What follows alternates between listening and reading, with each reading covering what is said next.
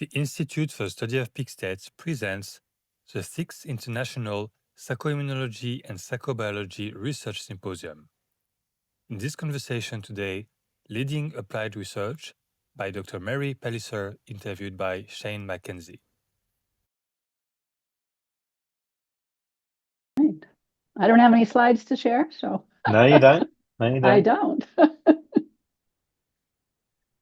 Okay, so my name is Shayne McKenzie. I'm the CEO of the Institute for the Study of Peak States. I'm about to interview our Medical Director of Applied Research, Dr. Mary Pellicer.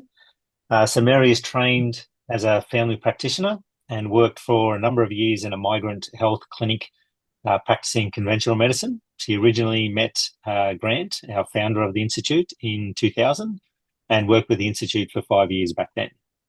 She went for a while and came back. So she's co-authored the first Wholehearted Healing textbook on the Institute. She co-taught trainings and co-presented at conferences. Mary rejoined the Institute in 2017 as the Medical Director of Applied Research, where she leads the phase 1 and 2 clinical trials.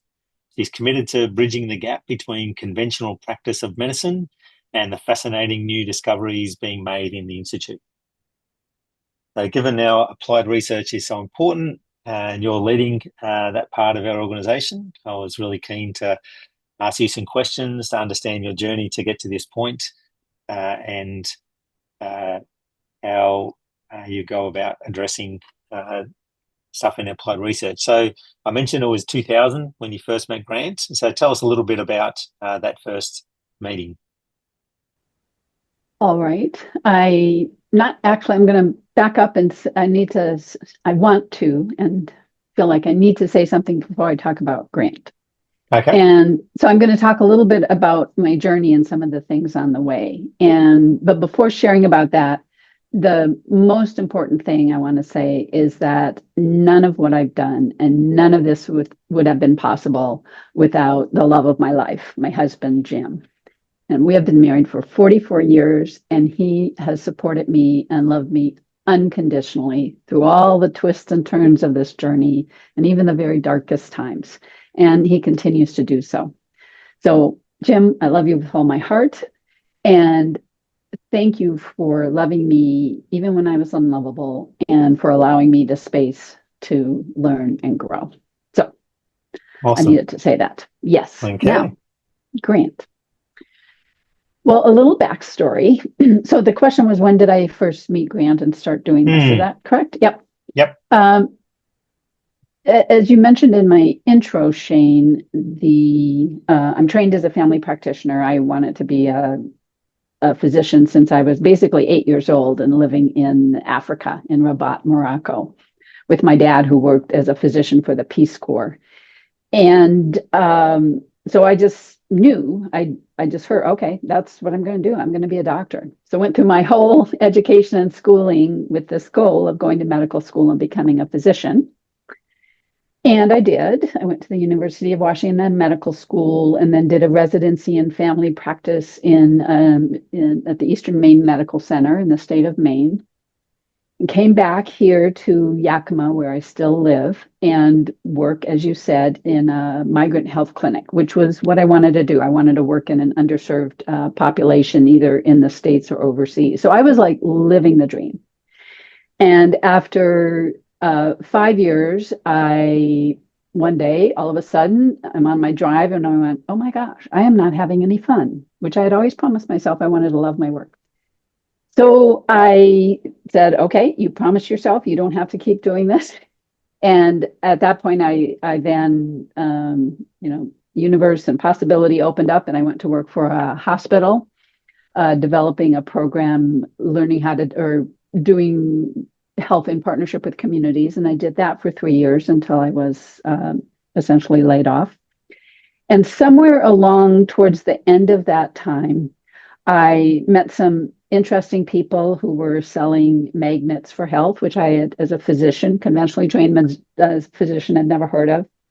Ended up seeing this energy healer who actually healed me of something that I didn't know was possible. It was like oh my gosh, what else didn't they teach me in medical school? So my mind is starting to open up of like, oh, maybe medicine, which again was my pinnacle since I was really young. I'm thinking, oh, maybe there's something more. So I was kind of open. I ended up going to a workshop of his, and he didn't teach this, but at that workshop, one of the other participants taught me EFT, the tapping that Gary Craig developed. And I went, OMG. Well, we back then we weren't saying OMG, but I would have. And so I was just fascinated. So I was doing that with friends and healing phobias and all sorts of things and healing that on myself. I mean, all the time, all the time. Whatever came up and got triggered, I was doing EFT on it and did this for, it was about a year. And one day I woke up and I was in a different state of consciousness, although I didn't know to say that at the time. It was just like, oh my gosh. It was like I'd never seen clouds before or listened to music. And suddenly I became a better parent because my kids didn't irritate me the same. I was just curious. And I had been, again, with Gary Craig at that time, he had something that was called a listserv, an email listserv, where we would exchange emails. And Grant was on that listserv. And he just always had quirky replies. So I was like, there's something about this guy, and we had a couple of email exchanges. So when this happened to me, I went, and all my friends thought they thought I was absolutely insane. They're like, what the hell are you talking about? And I wasn't smoking anything. And so I sent Grant a message and asked him, and he said, Mary, just wait 2 weeks. I'm going to get the website up. So whenever this happened, it was 2 weeks before the first instigation of when the Peak States website, which is still up there, started. And went there in the list of Peak States of Consciousness and one called Inner Peace. I'm like ticking the boxes. Yeah, I have that. Yeah, I have that. And I went, oh my God. I mean, the Inner Peace, Peak State of Consciousness, who knew there was such a thing? And I was just fascinated because, again, like with the energy healing, like this has happened to me. This wasn't reading it about in a book. And I'm like, they definitely did not teach me about that in medical school. What the heck is going on? So, so that's how I first met Grant. Okay. On Gary Craig's email listserv. And so then how long after that was it that you then started to formally get involved with the Institute? Well, the next thing I did, and I don't know how long after that this was, but Grant was doing a research somewhere in the Southwest. I don't know if it was Arizona. He could probably tell you, but somewhere in the Southwest. So I went to that workshop because I wanted to know more. I was like, okay, what is this? And so Dee Perry was there and Marie Green was there. I remember that, and Grant. And what I remember about that workshop was, remember, I'm in inner peace. So nothing is really bothering me. And I think it was like a whole three-day weekend workshop, something. And people, I think he was teaching wholehearted healing, as I remember. I don't remember much except they were trying to trigger me, get me something to work on because I had nothing to work on. No, nothing's bothering me. And it was like, I'm just so. And on the very last day, and I don't know if this was the first time you had done that, but was using a phrase to try to trigger another bigger peak state, which will remain nameless. And so this was like the very last exercise, as I remember, of this workshop before we were all going to go on a group out to this, beautiful desert park. And so he started saying this phrase, and at some point, I fell apart. And so I felt absolutely shattered and devastated and the most amazing grief. And going to this park, I was nauseated. I went and I just sat and I came, I was just sitting there on a bench while everyone else was enjoying it. Came back in the car, I remember, got out of the car. I could barely stand. It was just this incredible grief that was, it was like, I can't even stand under the weight of this. So Grant spent the rest of the night, because we were flying out in the morning. Fortunately, oh my gosh, we were on the same plane. He spent the whole night up with me trying to help me heal that. So, and I didn't really need, so this was a very early developmental event. And I didn't actually have to the steps of wholehearted healing, go back, try to get to an early, because I was there. I was just there. He's trying to help me heal this. Yeah. So I don't know what question I was answering, but that's how So that was how you started to get involved with the Institute. Yeah. That's how I started to get involved. And so fortunately, after that, the one thing, I didn't have motion sickness after that, all of that nausea. And I never actually barfed on the plane. I didn't. I had a bag, but I didn't barf. And after that, I was so intrigued. It was like, oh my gosh, what is this? This is like amazing. So, and it was pretty informal back then, the Institute. I don't know how long it had already been, but yeah. And so I just started working. What can I do? So that's okay. So that was probably your first experience of being in the prenatal trauma, to use wholehearted healing. Are there other kind of early experiences of wholehearted healing that are memorable that you wanted to share?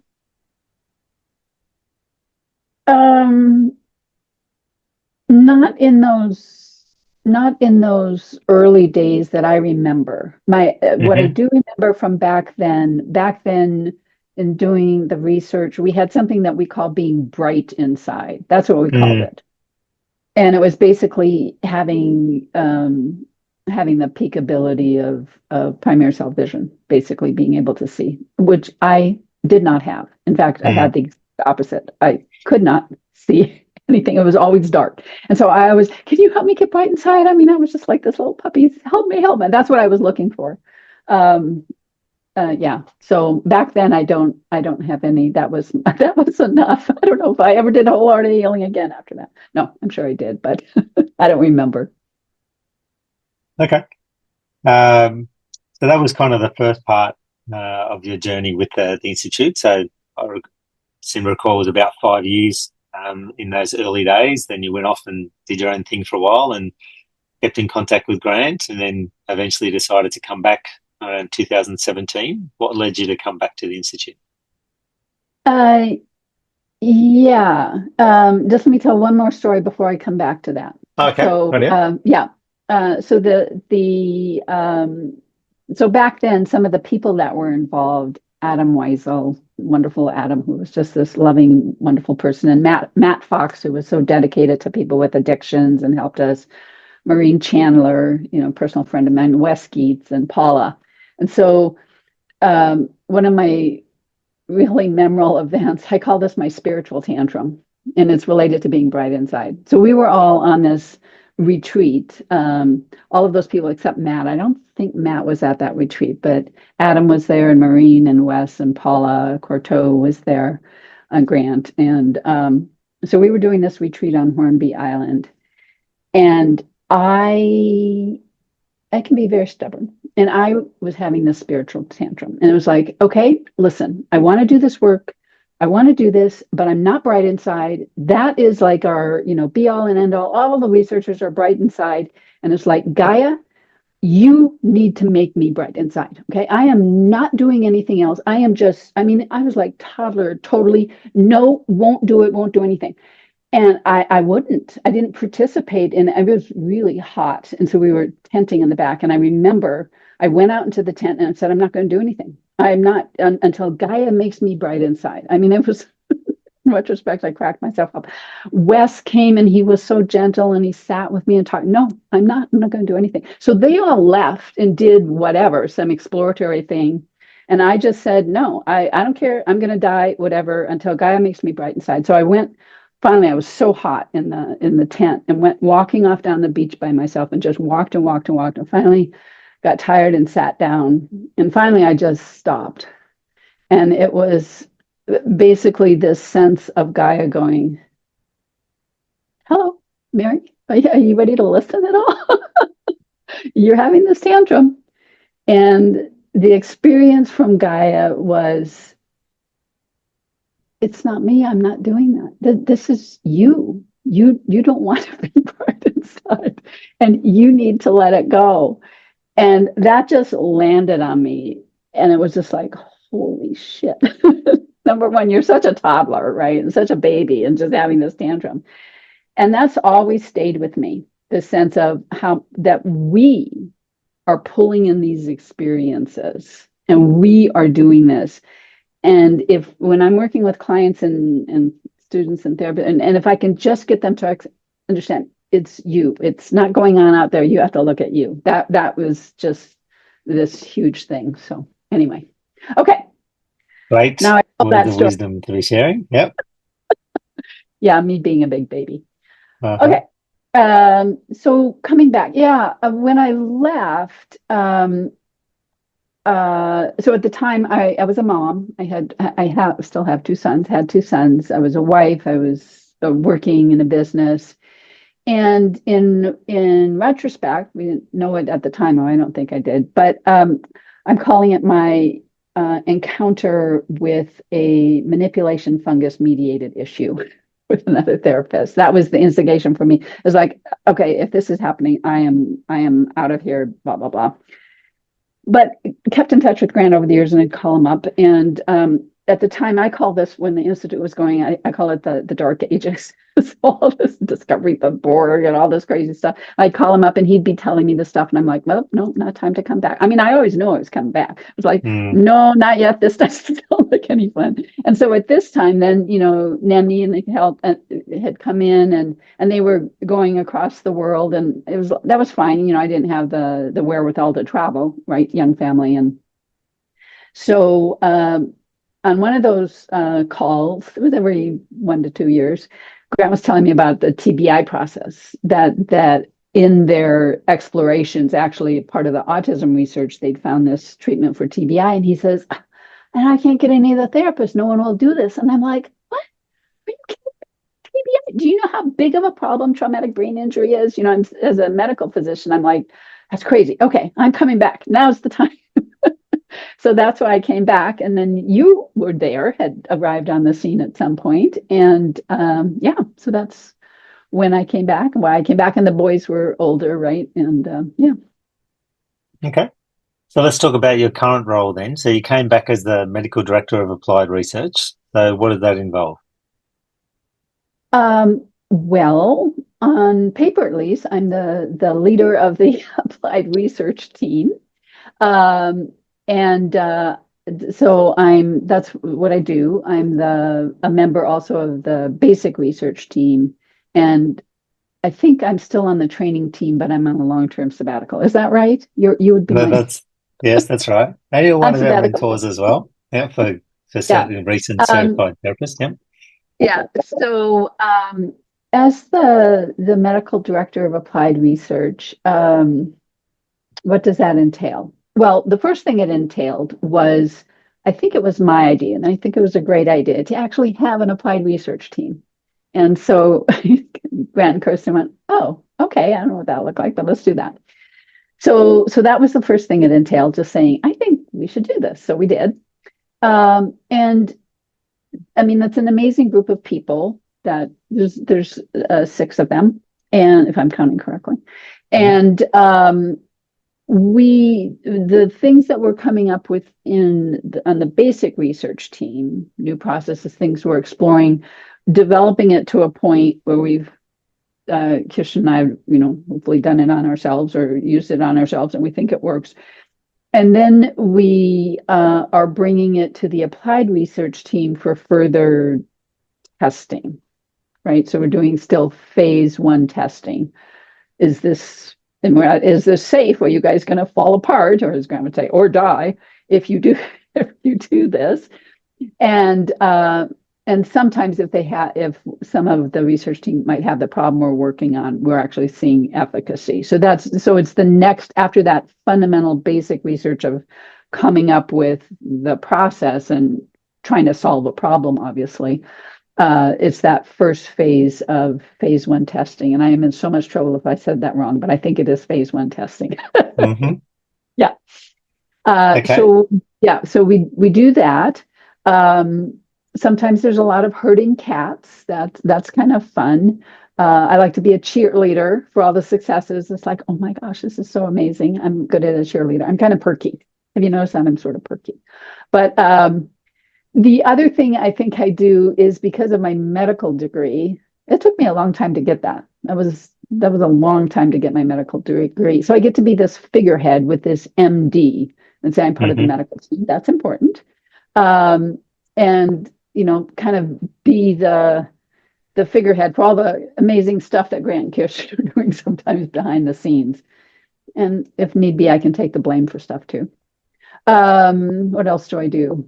I contribute my thoughts to, the direction of research, and Grant and I argue, and Kirsten rolls her eyes. But let's see. Oh, I like to say over and over, yes, and that's an N of one. That's an inside joke. Mm-hmm. But and then also helping with the ongoing testing, with the larger testing after our small group, and bringing out to certified testing, the certified therapists who are testing. So those are largely the things that I do. Mm-hmm. Right. So you said you like to be the cheerleader and talk about our successes. So what have been some of the successes that you want to share with our audience today?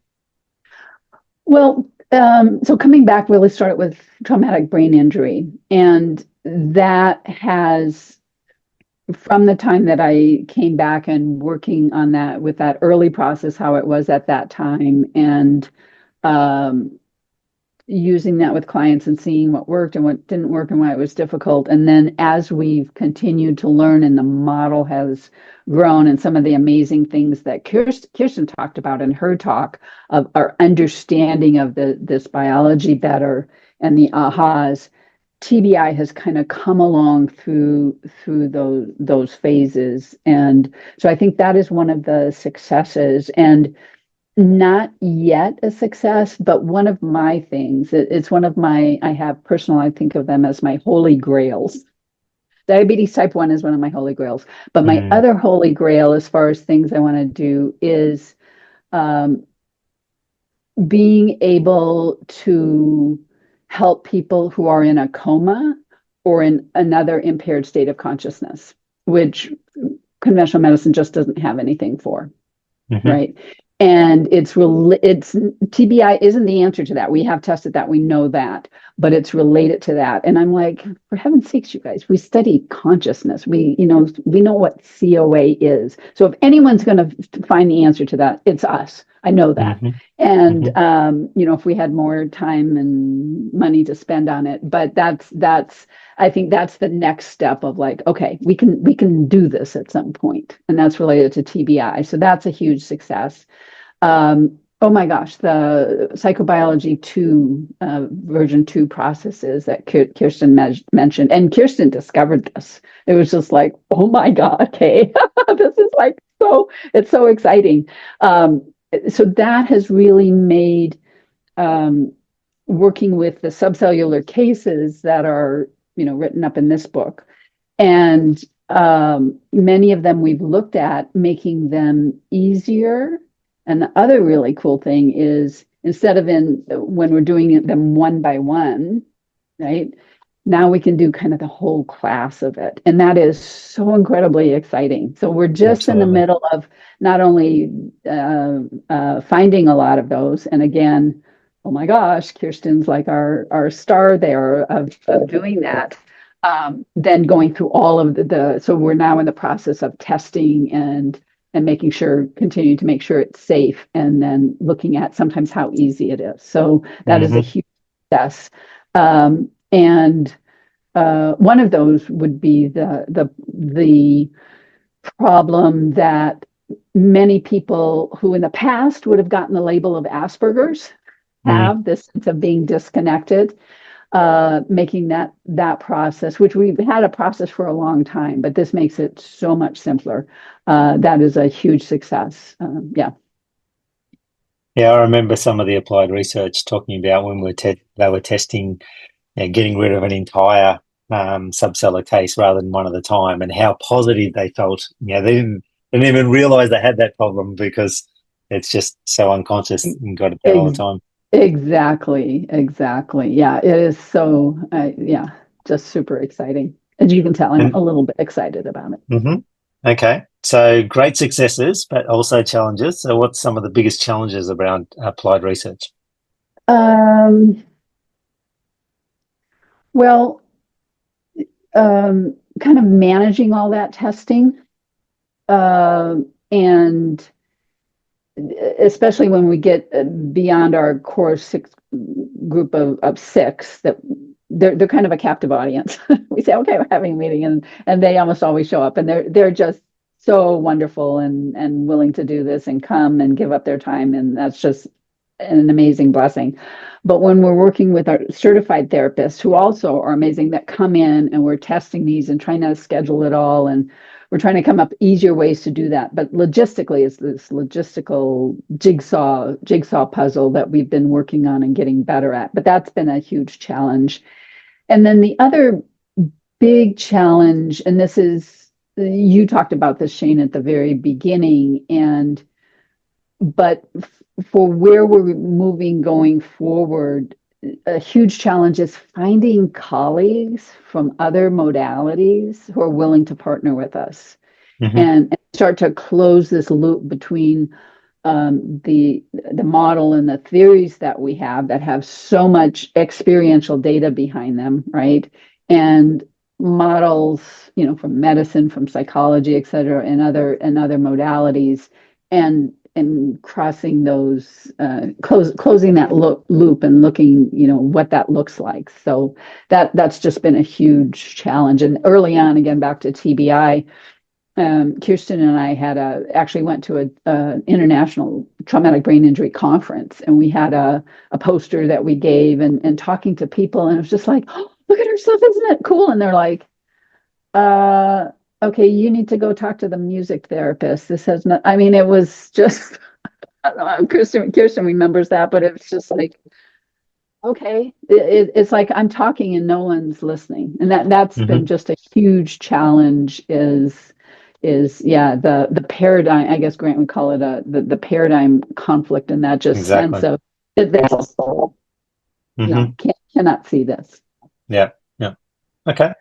So I've got a minute or two left. So is there anything else that you want to share around your role in applied research? Well, I'm some of those subcellular cases that are coming up, I'm super excited about. I think I can say this, time loops. Can you imagine? For those of you who have experienced time loops and healing those one by one, oh my gosh. First of all, finding that was great, and Grant's realization way back when with EFT, which was amazing for a lot of things, except if you don't mind going like this in public. I mean, it's much easier to do this. But going, oh, sometimes this is reversing, right? And the journey to finding time loops. And now this process that we've been testing successfully of clearing all of the fucking time loops all at once. I mean, that's great. The other one now something that's not in the subcellular casebook, but something we've learned about is something called monoliths, which are big about, moving people forwards and clearing those, I think is huge and very exciting. And also copies. So those are some of the ones coming through the pipeline that it's super exciting to see how that's going to impact people, because we don't know, unless they come up in the process, and we do them one at a time, which is freaking amazing. Don't get me wrong. But as you said, when you let go of all of them and go, oh, I didn't even realize that was an issue until they're totally gone. So, and then I guess lastly, just is my gratitude for this amazing group of people who supported me and loved me, enriched my life immeasurably. And even where I'm having my latest tantrums, which fortunately don't happen very often, but I love me anyway. So that's what I want to say. Okay, awesome. Well, thank you so much for being here. Always love your enthusiasm. I'm so glad that you did come back to the Institute. Yes, it's great working with you. Thank you, Mary.